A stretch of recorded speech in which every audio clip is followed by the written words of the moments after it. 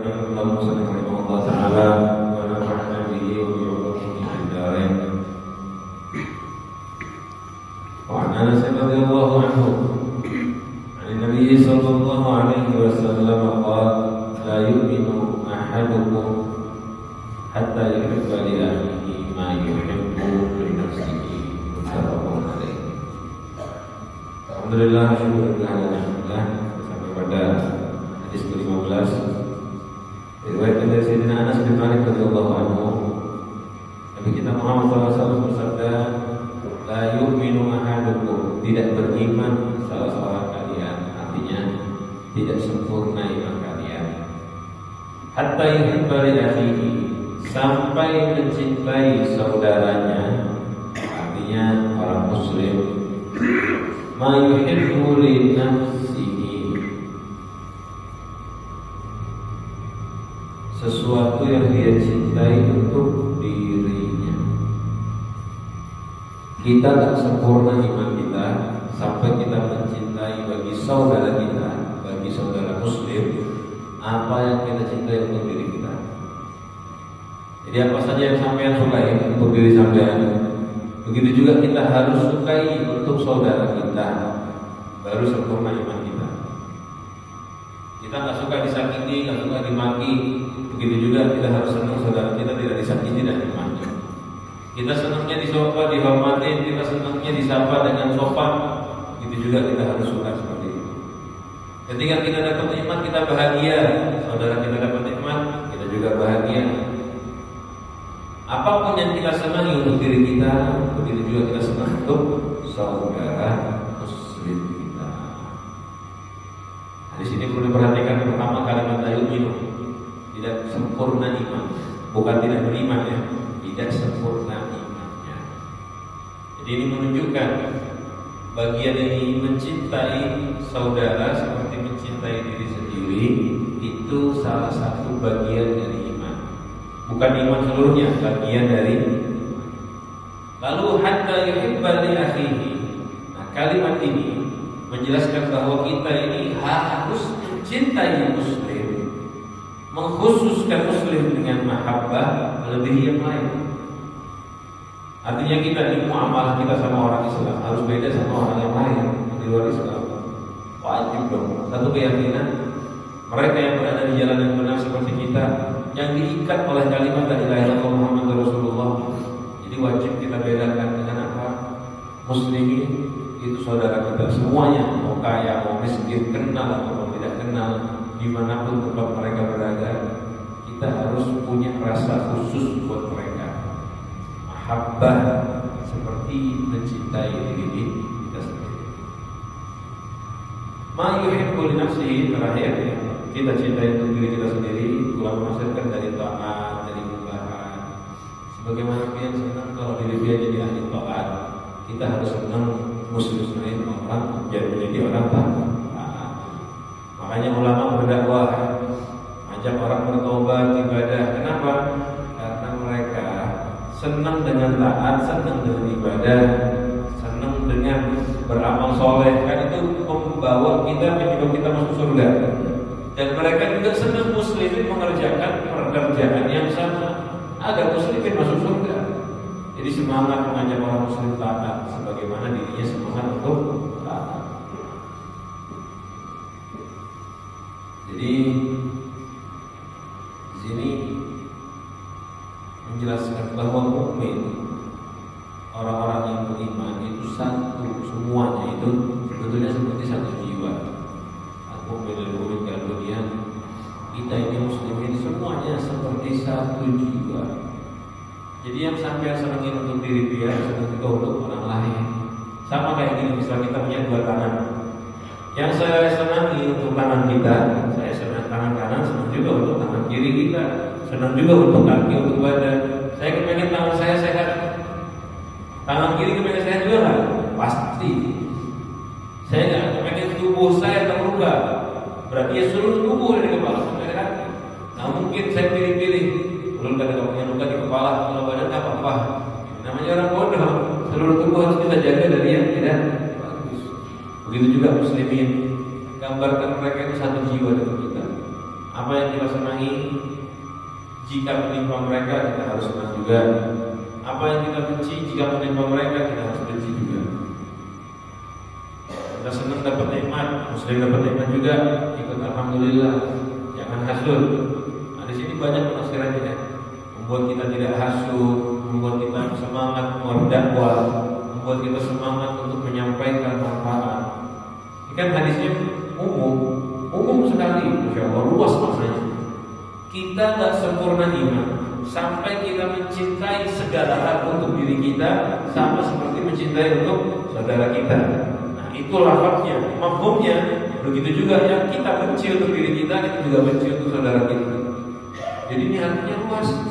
Yang senang dari masuk surga, dia juga harus senang saudara dia masuk surga, taat, ngaji dan sebagainya. Yang dia senang dari urusan dunia, dia juga harus senang saudara dia urusan dunia, kekayaan, harta, makan dan sebagainya. Kita juga harus senang saudara kita dapat itu. Jangan hasud, jangan malah iri. Yang kita benci dari segala macam bahaya maksiat, harus benci juga dari saudara kita. Yang kita benci dari segala bahaya duniawiya, kita juga mesti benci bahaya tersebut menimpa saudara kita. Karena kalau ada orang muslim musibah atau duniawiya malah ikut ikut senang. Jadi tandanya nggak beriman. Ini salah satu tanda ya kita nggak beriman.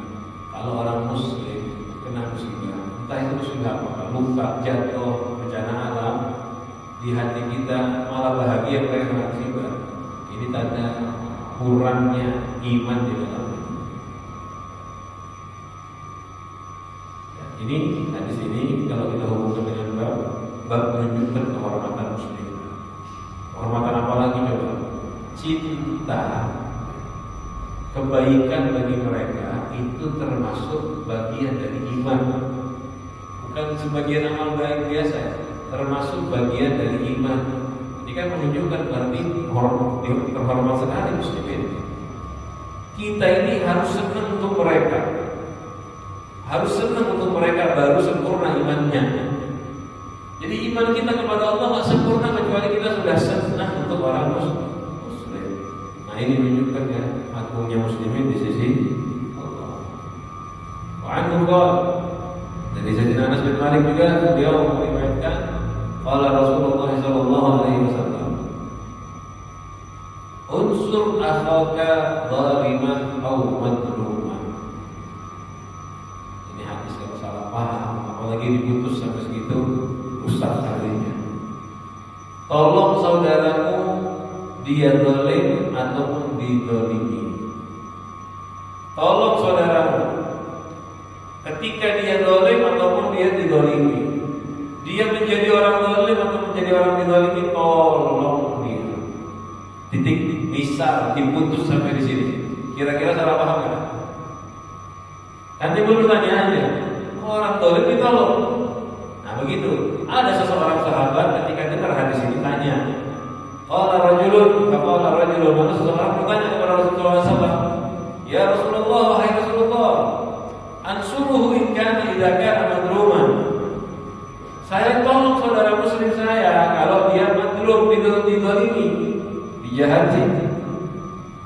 Ara'aita, bagaimana menurut kamu in kana zaliman kaifa ansuruhu? Kalau dia zalim kayak apa ulun menolong dia? Bahasa kita begitu. Bagaimana saya menolong dia?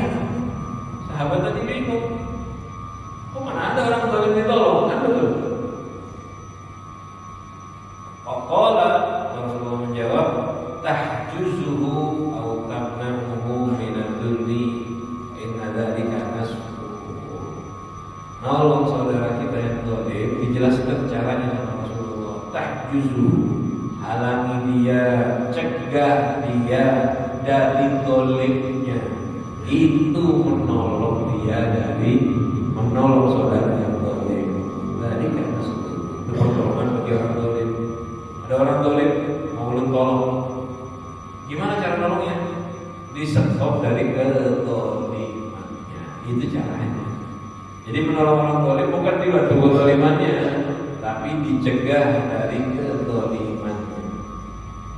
Ini dia mana-mana hadis yang tidak boleh dipotong, mana-mana hadis yang harus dipahami. dengan benar.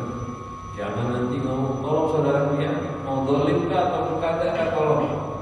Nanti timbul lagi kita tolong. Ada saudara minta tolong melakukan kejahatan. Ya Rasulullah suruh nolong kalau walaupun orangnya jahat, walaupun orangnya jahat, walaupun mau melakukan kejahatan.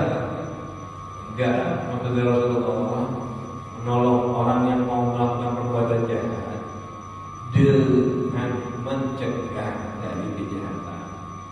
Kalau ada orang jahat, kita tolong. Ya dia di sini orang jahat, boleh minta pertolongan. Misal tolongnya apa? Bantu-bantu, ada hajat di rumahnya, itu lain banget. Yang dimaksud ini dolim, diminta bantuan untuk kedolimannya, jangan ditolong. Jangan ditolong. Nolongnya gimana? Ya kalau mau nolong orang dolim dengan mencegah. Itulah bahasa kita Muhammad SAW. Jadi saudara muslim kita itu, walaupun dolim sekalipun, tetap saudara kita yang perlu kita tolong. Oh, orang dolim ditolong? Iya, cuma menolong orang yang dolim dengan menghindarkan mereka dari kedoliman. Kita muslimin perlu ingat, setiap orang Islam, orang mukmin itu kita bantu sekuat tenaga kita. Cuma bantuannya nggak selalu sesuai keinginan mereka. Orang yang kepengen maksiat, ya nggak kita bantu maksiatnya. Kita harus selalu membantu bahkan ahli maksiat. Tapi bantunya bukan bantu mereka berbuat maksiat. Bagaimana caranya? Bantu mereka berhenti dari maksiat. Ada orang mau riba, datang ke pihak Pak, pinjamlah KTP pihak atau pinjam sertifikat pihak, belum mau riba, bisa dia mau hutang riba. Dia tolong pada, tolongnya apa? Bukan dikasih ayo dia pakai sertifikat rupiah punya hutang. Itu bukan menolong itu. Nolongnya gimana? Nolongnya dengan jangan dikasih, dicegah. Nolongnya kita begitu. Jadi kan memang kalau secara normalnya kita bilang kalau ada ngasih pinjam berarti kan kita nggak nolong. Padahal hakikatnya itu kita nolong. Pokoknya kalau kita menghalangi dia berbuat riba, kita nolong. Itu. Ada saudara kita, kawan kita pinjam uang mau dipakai buat yang haram. Kita tahu ya, kalau nggak tahu ya cerita. Pinjam uang Pak, belum ada perlu. Ternyata setelah tahu perlunya buat yang haram. Gimana kita tolong nggak dia? Tolong, tapi jangan dikasih duit tolongnya. Dia pakai dinasehati biar berhenti tidak pakai itu untuk yang haram. Menolongnya begitu, bukan menolong dikasih dia berbuat haram, bukan. Ditolong. Jadi terkadang kita sedikit keras atau tidak membantu orang lain saat mereka berbuat yang buruk, itulah pertolongan buat mereka. Itu pertolongan buat mereka. Bahkan contoh begini, di Islam kan ada nggak boleh tidak boleh memutus hubungan sama saudaranya, sama muslim. Kan kadang boleh kita tuh kadang ngomong sama mereka. Artinya paling lamanya kita cuek sama muslim, diajak ngomong gak ada jawab, itu kan paling lama 3 hari. Kan di kita menjelaskan 3 hari itu kalau urusan duniawi. Jadi kalau ada muslim belum kesal sama dia, bisa Pak, apa? Dia itu kan nggak boleh, kecuali 3 hari paling lama. 3 hari paling lama. Kalau udah kesel paling lama 3 hari. Diizinkan sama syariat. Memang namanya manusia kan kesal, marah. Syariat kan butuh ada emosi. Paling lama 3 hari, lebih dari 3 hari nggak boleh. Kecuali orang yang mujaharah, terang-terangan maksiat, berbuat haram, itu bisa dia ngajakin ngomong nggak kenabian sama seminggu, 2 bulan kan apa-apa. Kenapa? Dalam rangka menolong dia agar berhenti dari maksiat. Ini orang maksiat terus. Kalau disapa, diherani, dikawani, ada takut-takut, makanya belum ada maunya sama dia. Sampai dia berhenti menyesal. Gimana ini? Itu termasuk pertolongan. Cuman pertolongan dengan cara yang berat. Nolong dia kita. Menolong untuk apa? Berhenti dari maksiat. Kan orang kalau ada diherani, tidak ada kawannya kan, kada nyaman. Nah begitu kan tujuannya apa? Biar berhenti. Itu boleh. Tapi masalah adanya apa itu dilihat dulu lah. Kalau dia ada sama pian, nanti malah pokoknya sama yang lebih buruk, bagus diajak ngomong.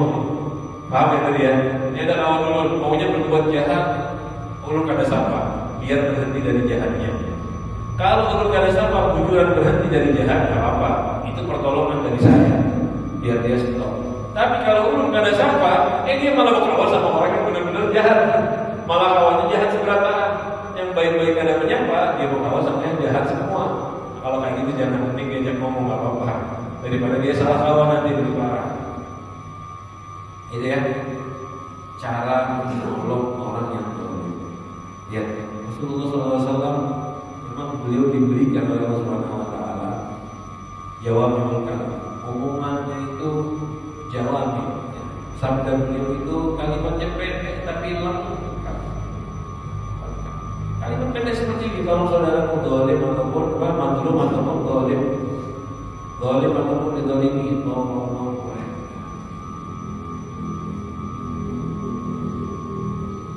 Bagaimanapun bisa kita bantu.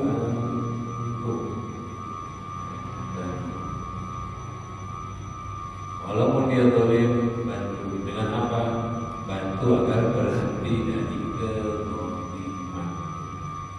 Ini kita ini sering seperti ini. Ada orang yang zalim sedikit langsung mudah-mudahan mati, mudah-mudahan binasa. Jangan langsung.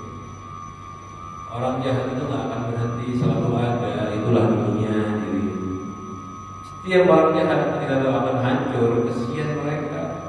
Jahat mati suhul khotimah neraka. Daripada kita menghancurkan dia, membiarkan dia binasa, mendingan kita ajak kita bertobat, ajak dia berbuat baik. Dia jadi orang soleh, meninggal masuk surga. Betul Nabi Muhammad SAW. Bahkan kadang-kadang Rasulullah ada orang yang memang berhak mati, harusnya dimatikan, dihancurkan, dibinasakan oleh Allah Subhanahu Wa Taala. Tapi apa yang dilakukan Rasulullah? Rasulullah menolong mereka, biar tak kena bala, dimatikan oleh Allah. Biarkan mereka hidup. Tujuannya apa? Biar bertaubat baru beramal soleh. Sampai tahu ceritanya Rasulullah Taif yang beliau dilempari batu, sampai luka-luka, sampai darah itu mengalir dari atas ke betis beliau. Bayangkan berapa banyak lukanya. Malaikat datang menawarkan mau membalikan gunung ke penduduk Taif. Wajar pada kira-kira satu kota dimatikan sama malaikat karena melempari Rasulullah pakai batu. Wajar tidak? Wajar kan? Jangankan Rasulullah, biar dia. Kalau ada ke kampung orang, satu kampung, ada usah lempar batu, ngehina dia. Terus malaikat datang, Pak, Bu, belum hancur ke kampung tadi lah. Kira-kira kita apa? Jangan sampai tersisa malaikat, kan gitu gitu. Kita kan masuk semangat untuk dihancurkan. Kenapa? Mereka jahat benar. Betul, kayak ahli tauhid itu jahat saat itu ketika melukai Rasulullah. Tapi kemudian dari kita Muhammad SAW, walaupun mereka zalim, mereka masih bisa ditolong untuk bertaubat. Jangan mati dulu. Mudah-mudahan bertaubat melahirkan anak-anak yang baik. Itu namanya menolong orang yang zalim. Dengan apa?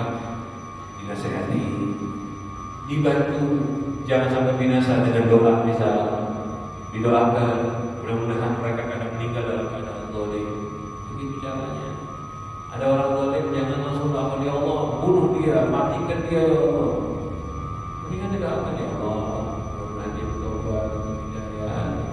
Apalagi yang kita mungkin ada orang zalim kita kadang bisa bertindak, seperti misalnya atasan kita, pimpinan kita, yang kita kadang tahu berbuat apa-apa. Allah mudah-mudahan bos bertobat, jadi orang baik. Doa itu manfaatnya besar. Apalagi pas dia habis didolimi, habis sakit, habis dijahatin, langsung angkat tangan dia. Mudah-mudahan dia ditaubatkan, dijadikan orang soleh, berubah menjadi orang baik. Kalau orang-orang yang didolimi berdoa seperti ini, habis orang soleh. Cuma masalahnya kita ini begini, ada orang zalim langsung didoakan, mudah-mudahan hancur. Kadang hilang yang zalimnya. Zalimnya masih ada. Kayak kita di negara kita misalnya, sering kita mendoakan mudah-mudahan pemimpin yang zalim hancur dan sebagainya. Dan memang ada saat kita mendoakan mereka untuk binasa, ada. Saat sudah habis ada pada keadaan tertentu lah. Tapi kebanyakan kita ini ada pemimpin kecil, pemimpin besar melakukan dolim, semuanya langsung doa jelek. Hasilnya apa? Dia jelek semua. Dolimnya nggak ada hilang. Kitanya tetap didolimi. Coba kalau semua yang didolimi doanya langsung baik, mudah-mudahan mereka bertobat jadi orang saleh, berhenti dari maksiat, berhenti dari korupsi, bisa. Yang lain hukum ya, lain penegakan hukum. Ini yang saya maksud doa. Kalau penegakan hukum orang dolim ditangkap, dimasukin penjara, itu lain bab. Sekarang ini babnya bab doa, bab nasihat. Daripada orang dolim kita penjara, kita doakan biar tobat. Di penjara didoakan biar tobat, gitu. Lain penegakan hukum beda ya, sama kita doakan, sama kita nasihati biar berubah. Soal yang korupsi ya di penjara, ada yang melukai ya dihukum. Tapi kita tetap mendoakan mereka biar berbuat baik, biar tobat. Begitu maksudnya, tidak bisa. Kalau ada pemimpin dolim, siapapun orang yang dolim kita doakan. Walaupun ada tetap konsekuensi hukum, tetap ada konsekuensi hukum buat dia. Tapi kita doakan itu berubah jadi baik mereka, insya Allah, dengan doa yang muslimin yang lainnya. Nah, di sini kita perlu banyak-banyak doakan muslimin dalam rangka apa? Menolong dari kedoliman. Hadis selanjutnya, Nabi Hurairah radhiyallahu anhu, anna Rasulullah sallallahu alaihi wasallam qala, Abu Hurairah sesungguhnya Rasulullah SAW bersabda, hakul muslimi 'alal muslimi khamsun. Haknya muslim atas muslim yang lain ada 5. Ini yang harus dikerjakan. 1. Raddus salam, menjawab salam. Ya. Menjawab salam. Hukumnya apa? Wajib. Ini hak yang wajib. Kalau menjawab ya, kalau mengawali sunnah, menjawab wajib. Yang kedua, wa'iyadatul maridhi, menengok orang sakit. Ini haknya muslim, tidak wajib tapi hukumnya sunnah. Nengok orang sakit tidak wajib, walaupun haknya muslim, tapi hak sunnah. Ada yang bilang fardu kifayah ya. Yang ketiga, wa ittiba'ul janaiz, wa ittiba'ul janaizi. Apa ittiba'ul janaizi? Menyiapkan jenazah. Kalau diartikan menyiapkan itu memandikan, mengkafani, mensolati, dan menguburkan, itu hukumnya fardu kifayah. Tapi kalau diartikan ittiba, diartikan membawanya untuk ke tempat sholat, dari yang dimandikan dibawa ke tempat sholat, itu sunnah muakkad. Jadi kalau mengurusi jenazah, memandikan, mengkafani, mengangkat kuburan dan mensolati, ini hukumnya wajib. 3 tadi. Yang keempat, ijabatud da'wah, menerima undangan, artinya mendatangi undangan. Hukumnya apa? Kalau undangannya walimatul urus, acara pernikahan, hukumnya wajib. Selain itu hukumnya sunnah. Yang kelima, wa tasmitul atis, dan tasmid. Tasmid itu bagi orang yang bersih. Kalimat tasmid itu ngomong yarhamukallah. Ada orang bersih terus ngomong alhamdulillah, sunnah buat kita ngomong yarhamukallah. Ya, yarhamukallah. Ini 5 hadis sahih riwayat Bukhari Muslim. Nah, ada riwayat tambahan sebelum dijelaskan. Riwayat tambahan bagi orang muslim, pada riwayat muslim. Pada riwayat muslim, hakul muslim sittun. Haknya orang muslim ada 6. Nah, ini ada tambahan 1. Idza laqitahu fasallim alaihi. Kalau kamu ketemu dia, beri salam. Idza da'aka fa'ajibhu. Jika mengundang kamu, datangi undangannya. Tadi sudah dibahas ya, jadi undangan. Wa idza stansahaka fansahhu. Nah, ini yang tidak ada di hadis sebelumnya. Hadis sebelumnya. Jika minta nasihat, nasihati. Itu haknya orang muslim dan wajib ini ya. Kalau dia minta nasihat, kita nasihati, hukumnya apa? Wajib. Saat dia minta wajib. Dia tidak minta, hukumnya sunnah. Tapi kalau urusan amar ma'ruf nahi munkar, Untuk urusan amar ma'ruf nahi munkar, nasihat ini hukumnya fardu kifayah. Ya, nasihat itu penting sekali. Terus yang keempat, idza atasa fahamidallah fasyammithu. Jika dia bersih lalu ngomong alhamdulillah, fasyammithu, maka ucapkan lafaz yarhamukallah. Yang kelima, wa idza marida fa'udhu. Jika dia sakit, tengok dia. Yang keenam, wa idza mata fa'udhu.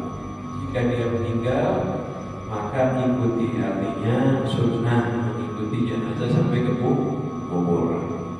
Nah, ini 5 atau 6 haknya orang muslim. Yang pertama menjawab salam. Kalau kita memberi salam sunnah dan pahalanya besar. Kalau memberi salam hukumnya sunnah. Kita lewat orang duduk kita kasih salam. Assalamualaikum. Hukum memberi salam sunnah, pahalanya besar. Kalau ada orang memberi salam, menjawabnya wajib bagi kita. Waalaikumsalam. Ada boleh diam. Ada boleh diam, harus menjawab. Habib perlu jawab dari dalam hati. Ini perlu diperhatikan. Dalam hati itu bukan menjawab hadirin. Tidak terhitung, ya. Tidak terhitung. Perlu dijawab dalam hati. Tidak terhitung. Salam ini sesuatu yang diucap untuk didengar. Sama kayak bacaan-bacaan di fikih, semua begitu. Ini ada air belum minum. Bismillahnya dalam hati, berarti dihitung belum bismillah. Mau makan, baca Allahumma barik lana fima razaqtana, selesai gitu.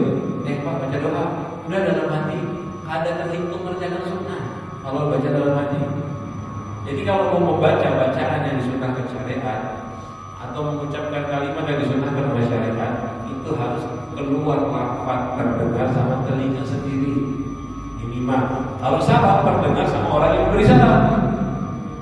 Kan dia memberi salam, assalamualaikum. Jawaban kita harus kedengaran sama dia. Ya. Biasanya kalau ceramah, assalamualaikum warahmatullahi. Ada kedengaran. Gimana hukumnya? Kalau menjawabnya terlalu pelan, kata kedengaran sama yang memberi salam, belum dihitung menjawab. Cuma kalau kayak hadirin kayak sekarang pengajian, belum masih salam, assalamualaikum. Jawabnya hukumnya apa? Wajib. Cuma fardu kifayah karena biar rombongan banyak. Jadi kalau kayak biar sudah terkumpul, ada yang ngasih salam, satu aja menjawab cukup sunnah. Ya orang masih salam, assalamualaikum warahmatullahi wabarakatuh. Yang menjawab satu orang aja, waalaikumsalam warahmatullahi wabarakatuh. Dah selesai tutup. Yang lain kadang perlu jawab lagi, sudah dijawab oleh satu orang. Cuman yang dapat pahala hanya yang menjawab. Yang berdiam kadang dapat pahala. Ada yang kencang, ada yang pelan. Satu orang kencang, satu orang yang lainnya pelan. Karena kedengaran pelan, berarti yang dapat pahala yang kencang aja. Makanya sering dijadikan candaan diulang-ulang sama ulama kalau lagi ceramah. Tujuannya apa? Biar yang jawab semuanya dapat pahala. Itu yang pertama, beri salam. Salam ini banyak maknanya, penjelasannya. Dan salam itu haknya orang muslim, khusus untuk orang muslim. Sampai nggak boleh beri salam ke orang kafir ataupun menjawab salamnya orang kafir, nggak boleh. Kata orang kafir, assalamualaikum, dosa kita, nggak boleh. Ini lafaz khusus untuk muslimin. Lafaz khusus untuk muslimin. Orang kafir ngasih salam kita, nggak boleh dijawab. Waalaikumsalam, nggak boleh juga. Ini lafaz khusus untuk muslim. Kecuali dia nggak tahu, ada orang yang kerobian dia sapa assalamualaikum.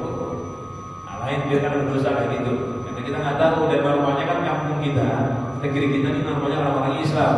Jadi kalau kita masih salah nggak ada masalah. Kecuali udah tahu dia bukan orang Muslim. Tapi kalau timbul banyak begini, Habib saya ini gimana? Serba salah. Kan kita disuruh dianjurkan toleransi ya. Kan kita nggak mungkin berdiam sama mereka. Kita pengen nyapa tetangga kok masa nggak ada disapa? Bisa. Nggak apa-apa. Tapi jangan pakai salam Islam. Ketemu tetangga, selamat pagi. Sore-sore ketemu sama dia, selamat sore. Kalau dia non muslim, pakai seperti itu, nggak apa-apa. Kalau ketemunya Islam, assalamualaikum. Assalamu artinya doa, keselamatan. Selamat yang dimaksud di sini Diartikan sama ulama bermacam-macam. Selamat dari murka Allah, selamat dari masuk surga. Ada nggak orang kafir yang dapat ini? Nggak mungkin, nggak ada. Kecuali dia orang korban dengan syahadat. Jadi nggak boleh ngasih salam kepada mereka. Dan kalau ketemu orang kafir, nggak apa-apa, bergaya modern sedikit. Selamat pagi. Kalau pakai bahasa Inggris, good morning. Kalau ketemu orang kafir, jangan ngomong kayak gitu silahkan. Tapi jangan pakai assalamualaikum. Kalau dia kasih salam duluan, ini yang bingung kan serba salah. Dia ngomong assalamualaikum. Apalagi orang muslim di Indonesia kan, mereka itu jangankan salam, kadang-kadang jawabannya bukan jawabannya juga.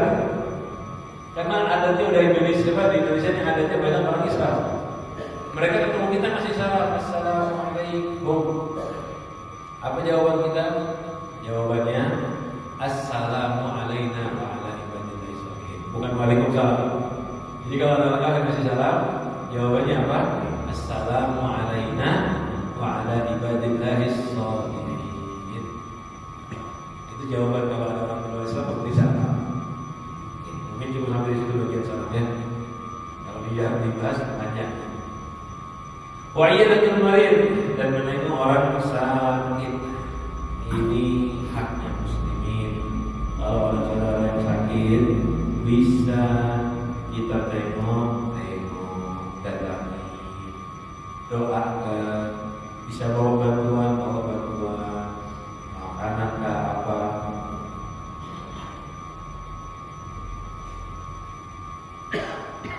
Nah, sekarang ini kalau kita mau bahasa orang sakit, yang orang sakit yang kita tengok itu sakitnya macam apa? Ada orang kepala pusing ditengok nggak?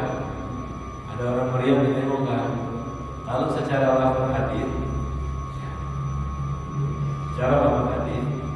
pokoknya ada orang sakit, sunnah haknya mereka kita tengok. Mau sakit apa aja? Mau sakit setengah hari, sakit 1 hari, ada waktunya. Tapi Imam Ghazali punya pendapat, orang sakit itu kalau udah 3 hari hanya ditengok. Karena kita ini dikit-dikit sakit. Itu pandangannya Imam Ghazali ya. Jadi Imam Ghazali mengatakan orang sakit itu setelah 3 hari. Setelah 3 hari. Tidak ada zaman khusus. Ya. Jadi intinya dari mulai sakit kita langsung tengok, kita dapat kabar langsung tengok. Tapi kalau Imam Ghazali dari mulai sakit 3 hari hanya ditengok. Dan memang orang sakit itu ada adabnya. Ketika sakitnya terganggu dengan kedatangan kita, nengoknya nanti kalau sudah enakan. Ini sering terjadi. Ada orang sakit, biarkan dulu dia beristirahat. Kalau dia masih bisa ditengok nggak apa-apa. Tapi kalau dia perlu istirahat, jangan didatangi dulu. Tunggu selesai. Kecuali mungkin ada beberapa orang yang kalau sini datang, yang sakit ngerasa tenang. Dan kalau datang jangan lawas-lawas, itu adabnya. Datang sebentar, dilihat keadaannya, doakan dia biar cepat sembuh, terus biarnya minta doa sama yang sakit. Karena doa orang yang sakit kabul. Kita doa. Ya Hadromo itu sampai ada begitu. Dulu di pesantren ada kamar sakit ya, kamar buat anak-anak yang sakit. Itu santri-santri yang paham kayak gini. Tiap hari gaweannya kalau habis makan siang ada waktu kosong datang ke kamar sakit. Nengokin yang sakit. Dulu pertama kali tahunya tuh waktu lu sakit masuk ke kamar sakit. Ada orang Arab datang, salaman. Ada kenal, ya bukan karena kenal orang, karena sama sini banyak ratusan. Bukan kawan dulu datang. Assalamualaikum, salaman. Apa kabar, Muhammad? Sakit apa? Ngomong gini, mudah-mudahan cepat sembuh jadi. Terus kita disuruh doa. Hayya istaghfirlana. Doanya biasanya begitu. Minta kita maghfirah. Ya, selesai. Pindah ke satunya. Kadang-kadang sakit kan ada 5 orang, 6 orang. Satu didatangi sama dia. Tiap hari dia. Gaweannya habis makan siang, nengokin orang sakit. Habis makan siang, nengokin orang sakit. Kenapa kerjakan usul? Nah, itu bagus kan? Bagus kita doakan. Tapi sebentar datang, kita doakan. Boleh. Kalau punya rezeki, bawa bantu dia. Dan kalau mau ngasih orang sakit, ngasih yang wajar. Ada orang sakit di rumah sakit, dikus bawain nasi padang, ya kan? Kalau dia nggak bisa makan, dia jangan dibawakan makanan. Karena orang-orang bawakan buah, dilihat juga, didatangin. Kalau dia perlu buah enggak? Kalau perlu bawa yang dia perlukan. Jangan membawa yang dia mau, bawa yang dia perlukan. Kadang ada orang sakit nggak perlu dibawain makan, nggak perlu apa-apa, cuma perlu bantuan materi, kasih bantu materi. Dia perlu bantuan buat bayar rumah sakitnya, bantunya di situ. Jangan dikasih makanan aja, sini bayar dokter bukan pakai buah-buahan. Itu sembako kita. Dan penting ya, jangan terlalu lama, jangan ganggu. Siap. Khususnya kalau sampean menengoki tuan guru ulama yang sudah jelas banyak muridnya datang menengok, jangan lawas-lawas, jangan datang bobok panggilan kegayangan, datang doakan minta doa, permisi guru pulang, permisi ustaz pulang, biar sendiri istirahat. Jamnya juga dilihat, jangan jam tidur. Sampai rumah sakit bikin aturan, kenapa? Aturan itu buat pasiennya, buat yang sakit tadi biar sehat. Buat tiba jenazah, mengikuti jenazah, tadi sudah kita bahas ya. Nanti mungkin ada bab yang khusus lah. Jadi ngurusin jenazah itu kalau ikut ngantar sampai kubur itu sunnah, bagus. Asal sudah ada yang mengantarnya. Tapi kalau tadi memandikan, kafani, sholati, membawa, karena ada orang lain pian aja yang membawa, hukumnya wajib menguburkan. Dan sunnah ikuti jenazah itu sampai dikuburkan. Dia dapat 2 kirot. Kirot itu biasanya sama sebagian ulama 2 gunung. Parah. Nah, yang mengumpat jenazah sampai dikubur atau menunggu. Wa ijabatul dakwah dan mendatangi undangan. Ada yang penantian hadiri, jangan tidak hadir dengan syarat-syarat yang dijelaskan dalam kitab fikih. Kalau yang mengundang undangannya ada haram, gugur kewajibannya.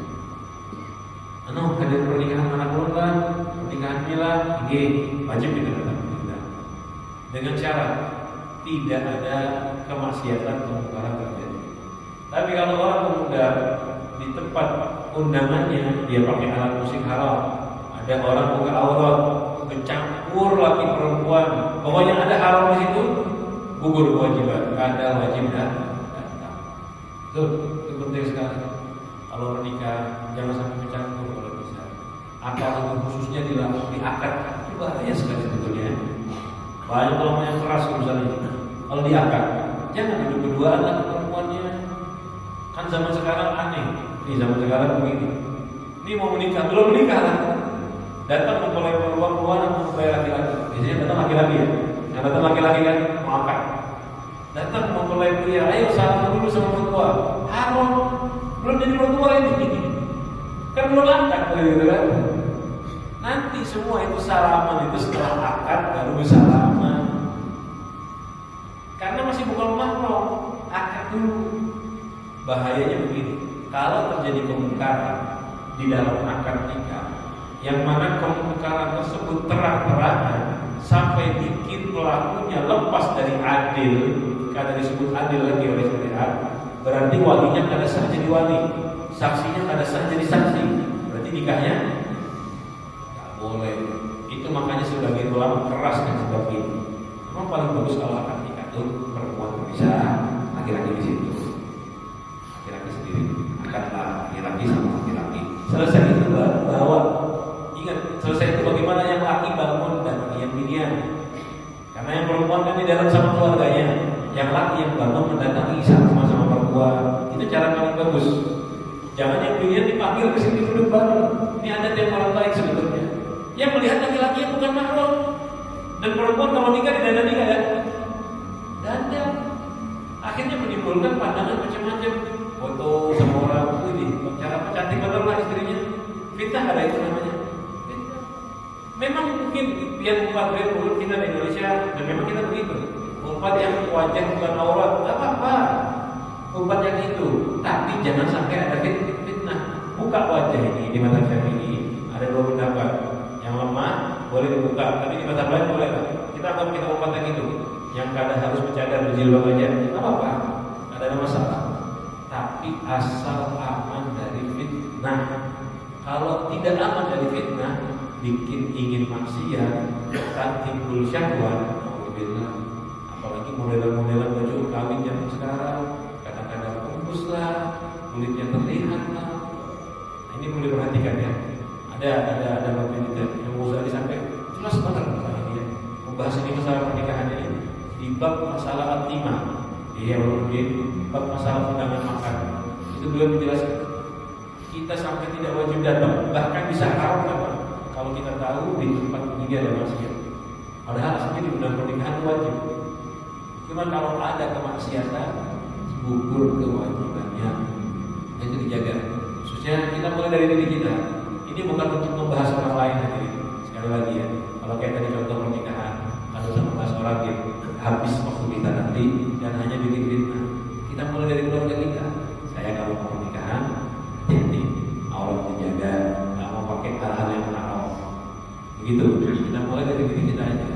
Kalau kita ngurusin orang, diri kita nggak diurus, bahaya. Tasmitul atish dan tasmit orang yang bersih.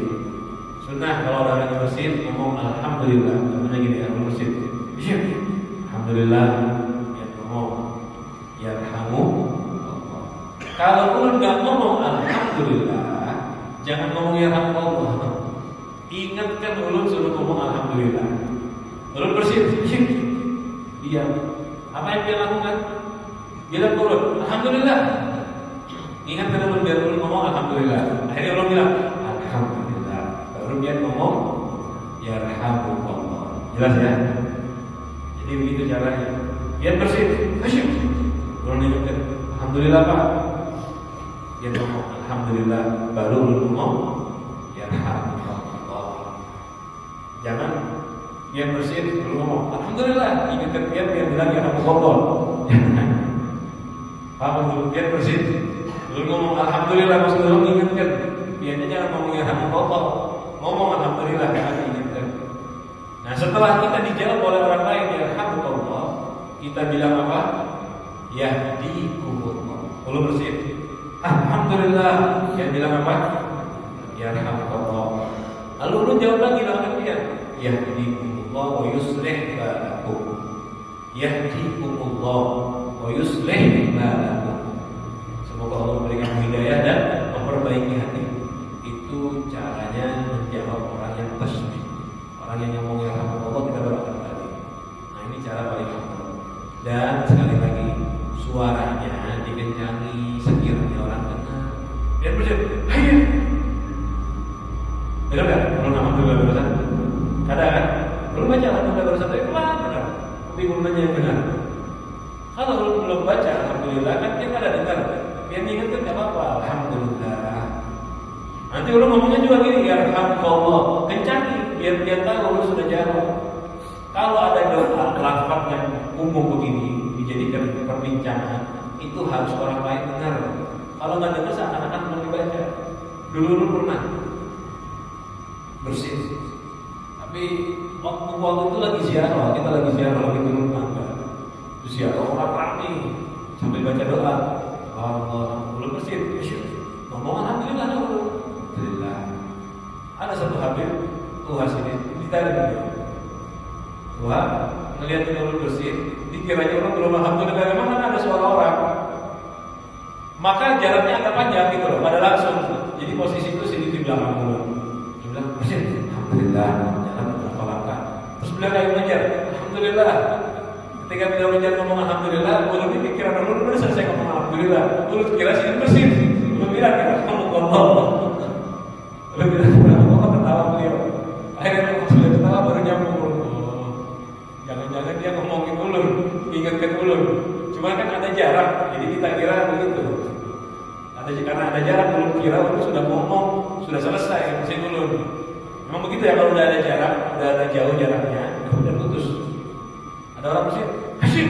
Ada suara alhamdulillah. Bisa malah dia di bulu orang bersih, asyik. Berdiam, jalanlah orangnya. Selesai butuh dia datangi, alhamdulillah. Bingung nggak dia? Sudah, kalau bisa diingatkan lagi udah kejauhan. Sudah selesai, sudah gugur. Soalnya dia ngomong alhamdulillah, dia bingung ada apa nanti. Ini 5 haknya orang muslim. Terakhir, hadisnya sama yang baca aja. Dari Abi Umar Al-Barra bin Azib radhiyallahu anhu, amara Rasulullah SAW, Rasul memerintahkan kami bisabkin dengan 7. Ini ada tambahan. Tadi kan 6 dengan 7. Wa nahana an sab'in, dan melarang kita dari 7. Amara Nabi iyadil marid, diperintahkan untuk menengok yang sakit. Wa itba'il janaiz, tadi yang mengantarkan jenazah. Wa tasmitil 'atish, dan tasbih membaca yarhamullah wa yarhamul muslim, wa ibraril muslim. Ini tambahan. Ibraril muslim, ibrar itu artinya ketika ada orang bersumpah kita bantu. Artinya gini, dulu tuh ada lafaz begini, demi Allah tolong ulun. Nah, itu namanya orang yang bersumpah minta tolong. Demi Allah tolong ulun. Kalau ada orang yang ucap seperti ini minta tolong dengan sumpah, kita perlu ibrar. Apa itu ibrar? Tolong minta permohonan dia dengan sumpah. Demi Allah tolong ulun, nggak ada yang bisa ngasih duit kecuali dia. Kalau udah pakai sumpah demi Allah, tolong dia. Itu namanya ibrarul muslim. Wa ijabatid da'i, tadi mendatangi undangan. Ifsya'is salam, menyebarkan salam. Wa nahana an khawatimin aw takhattumin bidahab. Ini harus ada penjelasan. Gimana melukas dulu ya? Insyaallah akan kita bahas lagi. Dan Rasulullah melarang kami dari bercincin pakai emas. Ini untuk laki-laki. Kalau perempuan ada apa-apa. Laki-laki haram pakai cincin emas. Emas yang dimaksud emas kuning ya. Kalau emas putih itu bukan emas. Maksudnya bukan emas, bukan yang dilarang. Emas putih kan ada emas putih. Apa namanya? Platinum. Platinum. Ada istilah emas putih. Itu bukan yang dilarang buat laki-laki. Yang jadi laki-laki haram pakai emas. Laki-laki minta cincin atau kalung sama emas yang kuning itu. Wa syurbin bil fiddah, Rasulullah melarang minum pakai perak. Maksudnya gelas ini nggak boleh pakai perak, apalagi emas. Yang punya gelas perak, gelas emas, piring, sendok dari emas, sedekahkan, haram hukumnya. Jadi jangan ada yang menyimpan sendok, peralatan, barang-barang dari emas. Kalau nyimpan kalung, perhiasan nggak ada apa-apa. Walaupun sekaya apapun dia nggak boleh bikin piring emas, sendok emas nggak boleh. Ini sama untuk laki-laki dan perempuan. Kalau wadah, kalau perhiasan, perempuan bebas. Wa amil mayathiril mukri, ya. Dan Rasulullah SAW melarang dari mayathir. Mayathir ini jenis emas, itu aja emas. Sutra. Jadi sutra. Syai'un yuttakhadhu min haririn, kain yang dibuat dari sutra. Yuhsyatun nan qawaibu, tapi ya, digabung sedikit, ditumpuk sedikit dengan utun dan selainnya. Wa yaj'al fi suruj wa quril ba'ir. Lalu sutra tersebut ditaruh di atasnya tandu atau di atasnya onta. Jadi pelana atau pelana biar yang buat duduk. Cuma kalau pelana kan keras. Ini ada yang mungkin dari kain aja, yang terbuat dari sutra, nggak boleh. Jadi sutra ditaruh di atasnya onta, terus dibungkus pakai katun, dibuat duduk, nggak boleh. Laki-laki nggak boleh pakai kain sutra ya. Entah buat kopi ya, baju, apapun juga haram laki-laki pakai sutra. Kalau sarung sutra itu lain sutra asli. Ada benang-benang sutranya ada, tapi tidak murni. Pokoknya nisbatnya sutra sedikit sekali, 30%, sehingga bahasanya aja sutra.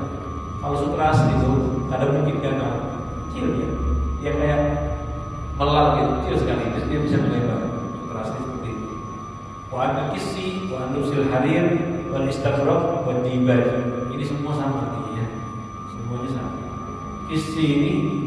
Kisi itu baju yang dirajut tapi pakai sutra. Dibaj, harir, istabrak, semuanya artinya sutra. Cuman nama-nama jenisnya sutra. Sutra apa? Kalau nggak ada hafal namanya. Itu jenis-jenis sutra. Jadi isi baju disulap dari sutra. Harir, istabrak, dibaj itu nama-nama sutra, jenis-jenis sutra. Haramnya untuk siapa? Untuk laki-laki. Kalau ibu-ibu perempuan nggak apa-apa pakai sutra, pakai emas. Jadi untuk perhiasan dan pakaian laki-laki haram pakai sutra. Tapi kalau perempuan